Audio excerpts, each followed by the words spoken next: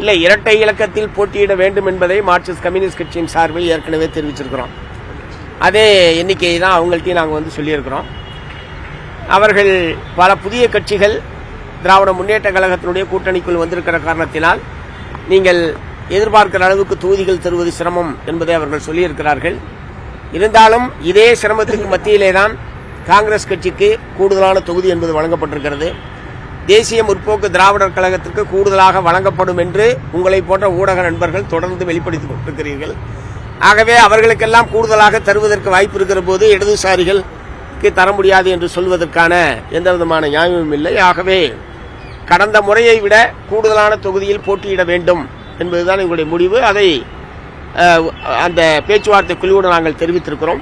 அவர்கள் திராவிட முன்னேற்ற கழகத்தினுடைய தலைவரிடம் கலந்து பேசி தெரிவிப்பதாக தெரிவித்திருக்கிறார்கள். தொகுதிகள் தான் இறுதி செய்யப்படும் அப்படின்ற மாதிரி பேச்சுவார்த்தைகள் வந்து சற்று நேரத்துக்கு முன்பு பேசின இந்திய கம்யூனிஸ்ட் கட்சியுடைய மாநில செயலாளர் 6 தொகுதிகள் கேட்ட நிலையில ஒரு தொகுதி குறைச்சிக்கங்கன்னு சொல்லி திமுக தரப்புல அவங்களிடம் பேச்சுவார்த்தை நடத்தினதா சொல்றாங்க.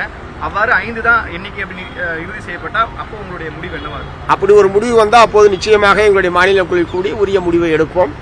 ஏனென்றால் இந்த மதவாத சக்திகளை எதிர்த்து போராடுவது எவ்வளவு முக்கியமோ அதே அளவுக்கு மார்க்சிஸ்ட் கம்யூனிஸ்ட் கட்சியினுடைய பலத்திற்கு ஏற்ப தொகுதியை பெறுவது என்பது ரொம்ப முக்கியம்.